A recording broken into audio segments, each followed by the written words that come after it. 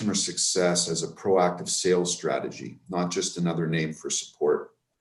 And it's a real critical concept that we at Intellera firmly believe in, okay? And hopefully by the end of this presentation, you'll understand what it means for us and how it really works, okay? There we go. Again, my name is Lorne Goloff. I've been in the technology sector for over 20 years, focused on building and leading teams in sales, delivery, and customer success. Sometimes they've been a combination, and sometimes they've been focused on one or the other. I do have an MBA, and I like to think of myself as a great communicator, but you guys will be the judge of that. And if you want to learn more about my background or you want to communicate with me directly, you can reach me on LinkedIn, and there's my LinkedIn profile URL. So, le service à la clientèle n'est pas un département, c'est une attitude. And this is critical, whether it applies to customer service, whether it applies to customer success or client success. Believing and making it a part of your company's DNA is critical to making it succeed. And that's an important point. You know, you can't just, slap on lipstick on a pig and make it beautiful, right? So you really have to believe. It has to become an intrinsic part of who you are as an organization. And that's what I'm going to talk to you about today. And every organization needs to define customer success in their own light, right? They need to make sure that it is defined appropriately for their organization. Today's, environment with COVID, with the impact of it on the economy, the move to a mobile and diverse environment really depends on, exceptional customer experience to drive sustainable growth. And in order to survive that journey, you must believe in customer success, you must build for customer success, and you must bolster or support that customer success belief and activities. And this is critical to ensuring that it does succeed. And you can only do that if you believe, if you build for it, and if you support it. I'd like to just explain to you a little bit about Intellera. We are an organization that focuses on digitally transforming customer operations by rethinking how they work, thinking outside the box, if you will. We help our clients go paperless and mobile, and we've been doing this for a lot longer than March of last year. So it's certainly helped us, this COVID reality, but we're all about improving business process inefficiencies and reducing human errors. And we take a unique people-first approach by listening, understanding, and implementing practical and cost-effective solutions that comprise technology and services that ultimately impact the bottom line in a positive way. So that's in a snapshot who we are. Some fun facts. We've been around since 2001. We're based in Montreal. We service clients throughout North America.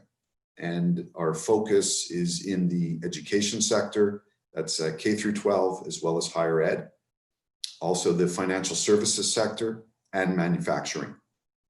We've got 12 FTEs and a stable of contractors that allow us to be nimble and adapt to our client needs as they present themselves. So that in a nutshell is who I am, who Intellera is, and what this topic of conversation for today is all about. So the bitterness of poor quality remains long after the sweetness of low price is forgotten. And the reason I'm presenting this picture is because quality, okay, is something that lasts for forever, okay? It's hard to establish, and it could be all wiped out, okay, with the delivery of poor quality. And it's also critical to know that price and quality, are mutually exclusive. And it's critical for your clients, your customers to know that low price does not have to mean poor quality, but it more often than not means low quality. Does anybody have any questions at this point? There's no question at this point, but may I ask, Lorne, do you have a precise example in a software where quality, did you have an experience that you run to that you could give like a precise example? Well, I don't know how many of you are in the custom development space. When you sell a product to a client, there's a process you take them through to deliver customization, okay?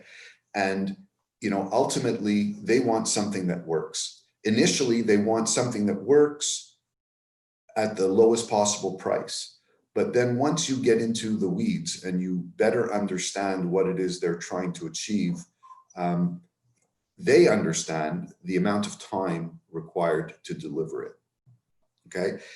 But in the end, okay, they forget about price. It's only about what's left behind, and either it works or it doesn't. And if it works, then you're on the road to delivering customer success. So does that make sense? It does for me. All right, great. So, I mentioned at the beginning that in order to deliver a successful, no pun intended, customer success program, you have to believe, you have to build for it, and you have to support it, you have to bolster it. So at Intellera, we believe intrinsically, it's part of our DNA. And as an organization, it is our strategy to expand each customer footprint as broadly as we can. So the expression land and expand is really all about our business, because we sell tools and services. And those tools are designed to help companies, right? Go paperless, go mobile.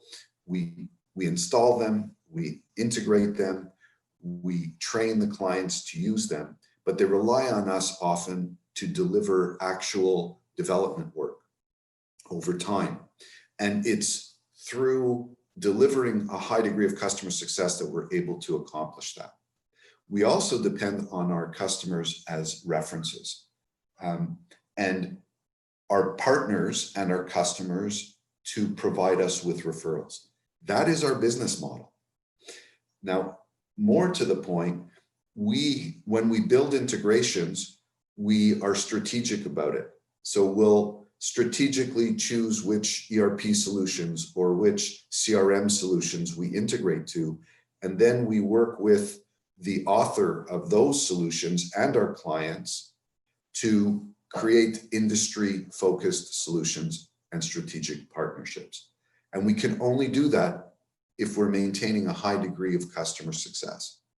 So our business model, our sales model, our growth is dependent on delivering a high degree of customer success. And in order, it's not enough to believe.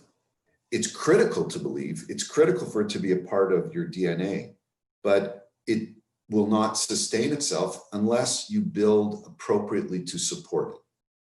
And the first thing we did at Intellera is to ensure that our client-facing personnel have experience in the different service categories, if you will, that we deliver. So our sales team, our account managers, are familiar with project management. They're familiar with our training programs. They're familiar with our development processes, and they're familiar with our support processes. And similarly, each individual in the other teams have an understanding of the big picture. So by developing cross-disciplinary professionals, you go a long way to supporting a viable customer success strategy. It's also critical to understand that terms that you use internally, beliefs and structures and systems that you have internally, they don't always match the client reality or the client understanding. And it's critical that you create a synchronicity between your internal facing structures and your client facing structures to reduce confusion and to make the experience more seamless. Because the customer wants a seamless journey from onboarding to value realization. Now, in some cases, that could be a very short process. You know, if you're selling cloud-based systems, right, it could be very quick. But if you're selling development services and integration services on top of whatever licenses you're selling, that journey could be long. You've got to hold the client's hand from beginning to end. And the end is a circle. It's a cycle, right? It never really ends. It just continues. The critical point and the hardest point, and I'm going to come back to this again, is ensuring that the client always feels as though they're right, even when they're not. So it's not about winning and losing. It's about making the client feel right without breaking the bank. And that's a critical concept, but it's definitely doable. Now, once you believe and once you've built the structure, you've got to maintain it. And the way to maintain it, okay, is first and foremost with regular check-ins with your clients, those that are on project and those that are not, and at multiple tiers or multiple levels of hierarchy. So whether it's at the executive level and at the operational level, and it could be at support, it could be technical. The key is multiple points of contact are being touched on a regular basis. It's also critical that as an organization, you deliver training on an ongoing basis, training on new service and delivery concepts and methodologies, training on tools and upgrades and new ways of thinking, as well as changes within the markets that you're serving. And then the last point is about hiring people of appropriate character and appropriate skill set to support a client-facing customer success strategy. So the three pillars, if you will, are believing in customer success, building for it, and then bolstering it.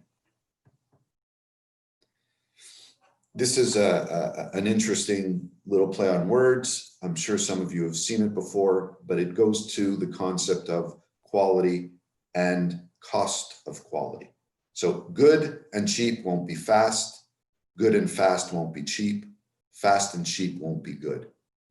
And it's critical to be upfront with your clients about this concept early on in the relationship. Now, obviously, depending on what you're selling is going to make a difference how upfront you need to be. But in our world, which is what we're talking about today, it's critical that we're upfront with our clients. We're upfront about our service rates. We're upfront about the fact that we take our time to ask questions, listen, understand. So all of that adds to the cost, but that significantly adds to the value and the quality we deliver. Does anybody have any questions at this point? No. All right.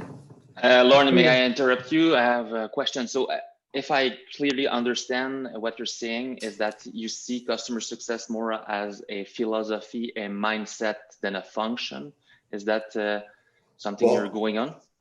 Well, in part, yes, Dart, but it's also that they're the same, okay? That you obviously have to build a structure to support customer success, but it's not a department. It's a part of every department.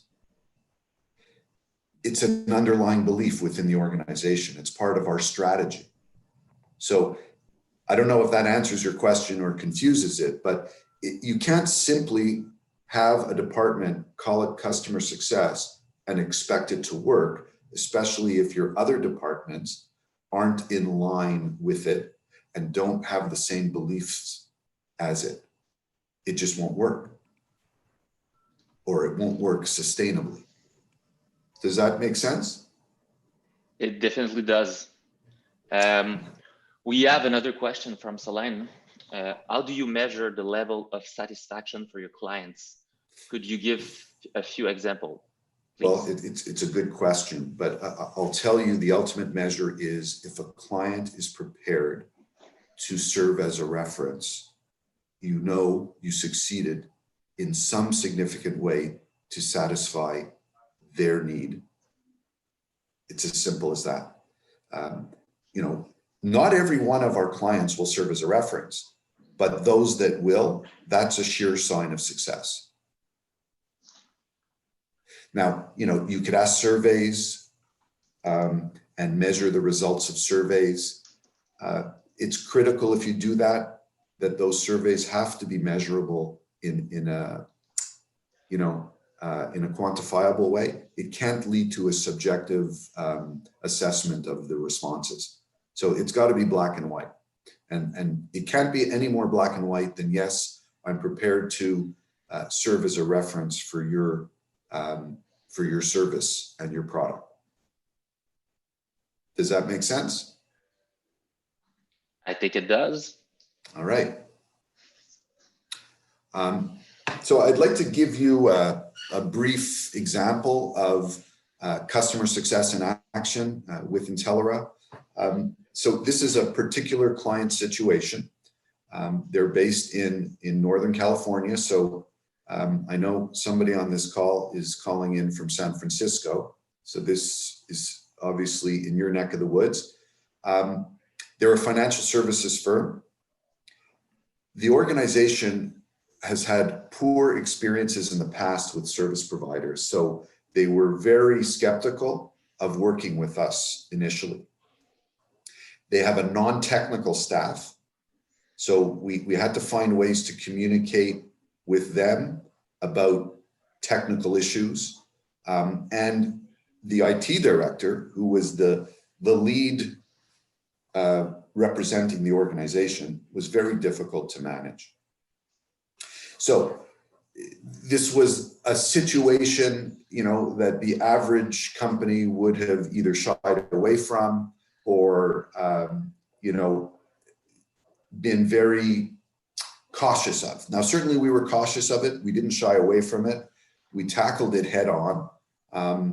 And these realities expressed themselves very early on in the relationship. So it's not as though, you know, several months into developing the opportunity, we found these things out. So it was clear right from the get-go.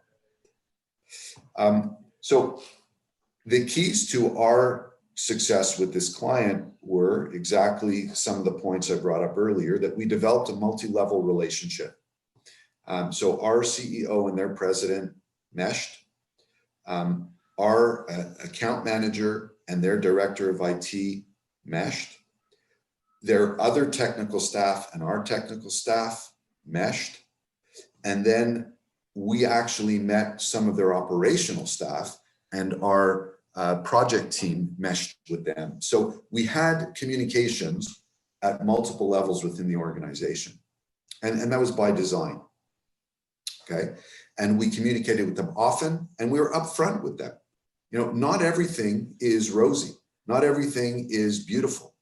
And we were open with them, and they appreciated that, because there are service providers that, you know, they had bad experiences with, you know, kind of glossed over those things and tried to either ignore or make the difficult challenges seem, you know, irrelevant. We didn't. We also planned with them, and we really took time to explain to them each phase of the roadmap before we advanced, and we did an after action review with them at the end. So there were positives and negatives that we each took away from each phase of the project. We were agile. We were able to flexibly adapt to changing situations. And we had a plan and a delivery model, but we were able to adapt it. And I'll tell you a little story that happened with respect to this project. So we were selling a content management platform to replace their existing platform. and services to build some workflow automation and forms for the first few phases of the project. There was also a data migration requirement for this project. And for that, we introduced them to a third party, and the third party was accepted by the client, and the project was ready to go. A week before the project start date, the third party migration service provider backed out. And the client felt as though, the project was going to implode. They'd never be able to meet their timelines. And, we calmed their nerves, and we explained to them that we would go to market and find a replacement vendor to deal with the migration services, within a week to 10 days. And we did come back with a few options. Unfortunately, the client was not happy with any of them. One of them they actually tried to negotiate with, and they failed. So our backup plan was to offer ourselves as the migration service provider. And we've done data migrations in the past, so we were comfortable dealing with it, although we had never worked with their old solution. We convinced them that we can do it, and they actually accepted us to do it, and we made it work, and we made it work within the timeline. Yes, it cost them a little bit more. Yes, it took us a little bit more, service effort than we expected, but in the end, it paid off. It big time for us. So being flexible, obviously within your means, is critical to dealing with, client projects, certainly in our neck of the woods. And what this materialized in with the customer in terms of outcomes were that they are now serving as an active reference for us. And they're referring clients to us directly. So this, aside from the fact that they're expanding our role within their rollout, they are referring clients to us. And there can't be a better acknowledgement of our success than that.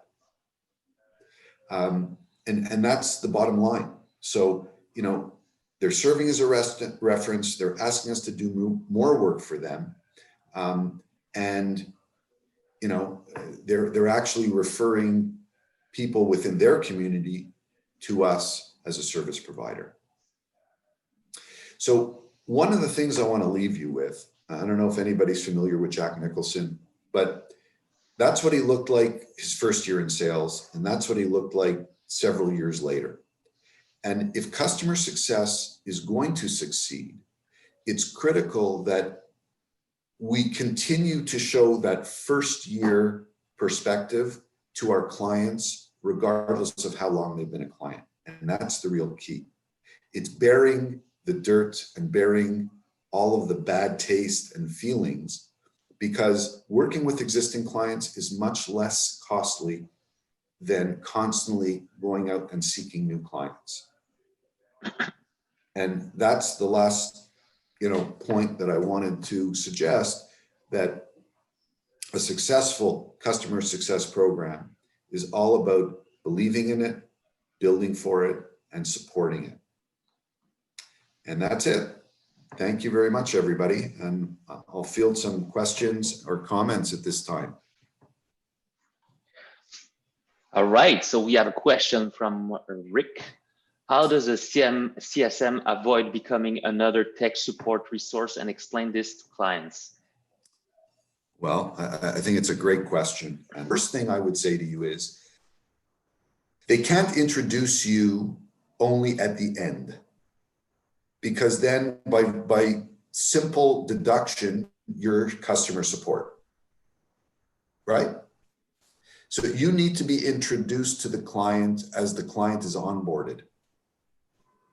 And you need to start developing a relationship with the client at that point. Correct. So that's one little suggestion I would make. Having documentation that defines your role for the client would also help. That you're not just there when problems exist. And this brings up a good point. It's also something that we do at Intellera, that we ensure multiple touch points with the client throughout the year, whether they're on a project or not, so that we're not only calling them when we're asking them for something, whether it's, you know, a reference, whether it's money, whether it's to fill in a survey. We're calling them sometimes just to say hi or happy Thanksgiving. And I think that's important as well. So being introduced early on in the relationship with the client, multiple communications with the client, and not only when there's an issue, and then clearly defining what the role means that you can share with the client early on. Those are some thoughts. Very good. And I think the third one is one of the ones that are most important and have to be done immediately up front. So they know I'm there. They know I am the CSM. You know, as time goes on, they'll get more comfortable with the CSM role, but you're right, it has to be defined so they know exactly the scope of my role, right? Because again, I hear it many times, Rick, are you technical support? Like if I have a support problem, do I contact you? And so, Right. But no. Correct. You know, listen, most clients need, you know, I'm not going to call them standard operating procedures, but they need help understanding what it is we want them to understand, right? And if we don't provide them that, there's a void and they'll fill it with whatever comes up. And that's not what you want, right? So having that documentation is critical, and presenting it to them as well as yourself early on in the relationship is key. Understood. Thank you, Lorne. My pleasure. Any other questions or comments?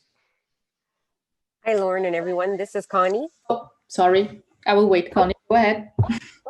I guess let me see if I can turn my camera on just a sec here. Hi, everyone. Hi, Lorne. Mine is kind of the same, and I work for MDF Commerce and Customer Service. Hi, Maria. Customer Success is also something that's new. You know, I'm kind of the first building block to moving towards this. And I think I was telling Maria on one of our last calls, I think our issue is more around the difference between our true sales director and a customer success. So the mindset, I completely agree with everything that you said, and getting that contact in, and sales go out to get the new business, and then the customer success takes it on, grows, renews, and creates that larger footprint. And we do help each other out, right? Because I may come across customers at trade shows that are comfortable with me, but I'll slowly introduce them to the sales team, and then the cycle starts over. So what's your take on that? Because it's very hard to convince upper management of the difference between the two teams. Well, there's a lot there, but the first thing is you've got to define what it means for your organization. And it sounds like you've done that, okay? And it does have to come from upper management, right? Otherwise, it's not going to be sustainable, right? Different managers, directors are going to pull it their way. But if upper management defines what customer success means for the organization, it'll be a lot easier to make it come to life. I think the distinction, you know, new clients versus existing clients and growing them and renewing them, it's a logical delineation, and it makes sense. Customer success does not have to mean the same thing in every organization, but some of the key ingredients have to be there. So it sounds like you're doing the right things. If there's alignment between sales and you, that's a big first step. Good, great. I kind of hear the same thing. It's just like you said, some organizations can do both. Some people can do both. I was speaking to someone else and he says, yeah, but you can do both. But that's not where we're aiming for. We're kind of aiming for that continuity. But again, the group and teamwork. So we've got some work ahead of us, but I appreciate all the feedback I can get from everyone. Yeah, I mean, the only other thing I could suggest, and that's similar to, you know, the first question, it's being introduced either conceptually to the client, right? That, you know, after the initial sale, after we establish our relationship, you know, the customer success team will be representing us, right, in my absence. And maybe even introducing you personally or whoever from your team to that particular client earlier in the process, right? As opposed to after the contract's done or after the licenses are delivered. That might be a suggestion. That's great. Thank you. Pleasure. I found it interesting when you made when you presented your case. Did you ever come to a case or a client or whatever where you said, okay, no, we will not take this client because it's too much effort for nothing? Yeah, you bring up a great question. And, you know, in the sales world, okay, there's an expression that saying no is sometimes the most important word that you could use. Now, whether it's saying no to onboarding a client or whether it's just telling a client, no, that's not possible, it's critical. And it goes to being open and honest, right? Not sugarcoating something that is very difficult or complex or impossible to achieve. It's just being open and, you know, politely communicating to the client. So the answer is yes, we have said no. And I hope we'll continue to say no. But listen, we are a business, right? And we go through cycles like every other business. Sometimes the no is comes up sooner and it's louder. Sometimes it comes up later and it's softer. So it really depends on the times. But it's a critical word to include in any sales and or customer success vocabulary. Yeah. Interesting. Yeah. Well, thank you. Pleasure. I'd love to get your thoughts on the handoff process. I think it's a very critical step, and it's also a pain point, I think, from my discussions with a lot of customer success directors or CSMs. So in your business, you're designing a whole professional services around the sale. Would it be different from where the ideal handoff moment to CS in a SaaS, like traditional web-based app company versus a company that's heavy on the professional services or implementation? Yeah, so I think it would be more important, you know, in a longer term delivery in cycle, right? So where you're delivering services, you want that handoff to be sooner, you want it to be more seamless. The client doesn't want to feel as though they're being handed off, right? So the client wants that seamless, you know, flow from one phase to another. It's not always easy to achieve, but I think by making introductions sooner, by being clearer about roles and responsibilities and timing, you're going to help accomplish that seamless, or let's call it more seamless, handoff. In a SaaS world where services don't exist, it's less relevant, and it's also frankly harsher, right? The handoff is harsher. The sale happens, you've put in your credit card, you're now on the welcome or configuration screen or what have you, and away you go. Now, if you need help, you've got to figure out, is it a chat? Is it a bot? Is it an email? Is it a phone number, right? Now, if you can make it easy for the user, meaning which line of support should they use depending on the problem that they're facing, you're just going to make that more seamless. So obviously it depends on what it is you're selling. But the sooner, the better, the clearer, the better. Totally agreed. And the more implementation and customization, the earlier on in the process, CS needs to get involved in the sales process and not just a handoff once the purchase. That's correct. Cool. Totally agree. Thank you. Lorne, I had a question for you more about in your success, in your advocacy, those customers who have, told you, yes, we want to, advocate for your services and product and so on. Have you thought of creating a program once you have more customers that you succeeded? I'm assuming that's the goal, right? Not to only have one to depend on that reference. Have you thought about in the future a program and matching them with that particularly business case, right? That it resonates more? Correct. I mean, in prior roles in my career, we did exactly that. We had a program. So with every successfully delivered project, we provided attributes to that organization. So both size, location, industry, and the scope of service that they hired us for. So we provided these attributes, and that made it easier for the sales team, because everything was bigger in that organization, right? There were more clients, more references, more salespeople, more customer success people. So we built a database with these attributes, and we would, limit the number of times a given client could be used as a reference within a time frame, whether it was a year or whatnot. Because the last thing you want is, But one other thing we did, because sometimes the requirement for a reference always pointed to one particular client.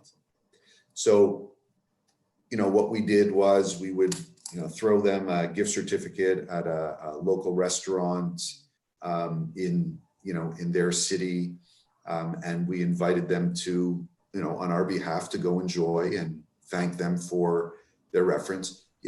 We would send them a gift or a note when we didn't use them as a reference, just to remind them that, we appreciated their support when we did call upon them. So those are some little things that we did. It's critical, right? You don't want to burn a reference, let alone on the delivery of what it is you're selling, right? You don't want to do it as a reference. So you've got to be careful and use them appropriately and not too often. Yeah, good tips. Makes sense. And I'm assuming you have a specific time or sequence when you introduce that ask. The user has to be, or the company has to be onboarded and have seen some form of ROI before. Yeah, sure. Well, it depends. Like I said, we will in the case that I just presented in response to Maria, the attributes that we associated dealt with scope, right, and how long they were a customer. Okay. In my current reality, this particular reference or project that I referred to that is serving as a reference, we've been together now 18 months, and we actually used them immediately after they signed off on the data migration phase, even before we did other things, but for a very particular new opportunity that was well advanced, well qualified, close to signing, but really just to support that we were flexible, we were honorable, we were able to meet their changing needs. And, they're still happy with us and wanting to do more work with us. So the reason you want to use them for a reference has to match the need for a reference on that particular opportunity for it to really work in your benefit. That totally makes sense. Cool. Anybody else have any questions? You can throw them in the chat or. Yeah, jump on and the feel mic. free, if you want to ask a question that comes up down the road, or you want to chat about something, you can reach out to me on LinkedIn or through Maria or Dart or Jay. It'd be my pleasure. Hi, it's Richard here. I don't know if you can hear me. Sure. Yes. Yep. So now this has been really great. There's some really good points that I've been listening to here. I've got a few things and I will follow up with a couple of people on that. But with the reference question that come up, one thing that I am cognizant in the real world, someone can give a reference, but at a later date, they hit a particular roadblock or pain point with the product, and they're obviously going through a period of time where they have some issues and problems with the software. And in those, is there any suggestion or a mechanism sort of to perhaps not use them as a reference if they are in a place where perhaps they might not feel that they want their reference used? Yeah, I think it's a great question. And it goes to having an active, and let's call it synchronized customer success team, okay? Mm-hmm. That the references have to be constantly reviewed, and specifically for that purpose, right? You might need to take some references out of service because they're not in a good way, with respect to you or the organization for whatever reason, right? So that is something that I suggest happen on a 6-month cycle, or sooner, depending on the organization. No, that makes sense. And also in terms of the ownership, because sales obviously use references a lot. And so it would need that bridge with sales to make sure that you can pull a reference where it's appropriate. That's correct. That's correct. Yeah, somebody has to manage the frequency any one reference is being used, the relevance of the references, like we just said, the continued support of the references. It's not just this database, right? It's an active file, if you will, that has to be maintained. Thank you. You're welcome. It's not customer success that should fill the gap. It should be a company-wide process. And if sales is overselling the benefits, it's a company responsibility, right? Correct. And by customer success being involved sooner and more aware of what is being said by sales, they could either realign or better align, reality with the situation. Okay, but sales will tell me, oh, we are selling a vision, we are selling a dream. And that's normal that they are selling something that we are not yet as a young organization. But but the real art of sales is selling a dream that is a current product or service. Okay. Right? So you're not selling the future. Now, the reality is you want to sell a long-term relationship, right? So that what we are today will evolve, right? But it'll evolve and meet more of your needs over time. Great. But what you're selling today still has to have value. So, if you're just selling a dream, it's very hard for customer success to fulfill that dream. Definitely. Definitely. Good point, Lorne. I think it connects back to one of your core believing in customer success and building it from the top down. It all has to be the same approach for sales, right? Understanding what are the real market fit, position the right to the right customers and have the best. Correct.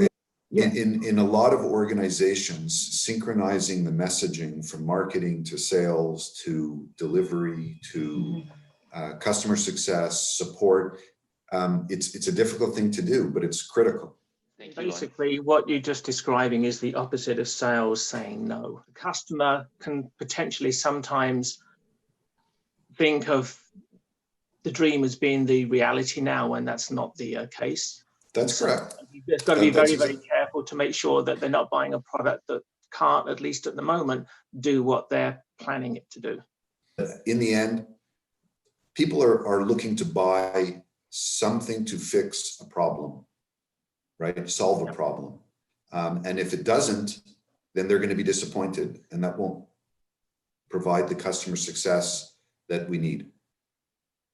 So yeah, they need to have regardless of what the roadmap is for the product, they need to buy something that solves the problem now. Yeah. Yeah. mm-hmm. Lorne, I think we're reaching the hour, and this has been a fantastic session. I want to take an opportunity again to thank everyone for joining. We had a lot of thank you for your presentation on the chat. So I think everyone really enjoyed it, Lorne. And please submit your ideas, feedback, reach out to us on LinkedIn if you have any ideas of next themes too. We're always welcome to take into consideration to have them. Jay, Dart, thank you very much. Any other words, Lorne? No, just thank you, everybody. Yes. I appreciate it, the opportunity and sharing some stories. Yeah, no, it was great. We appreciate your time and insights, Lorne. Thank you.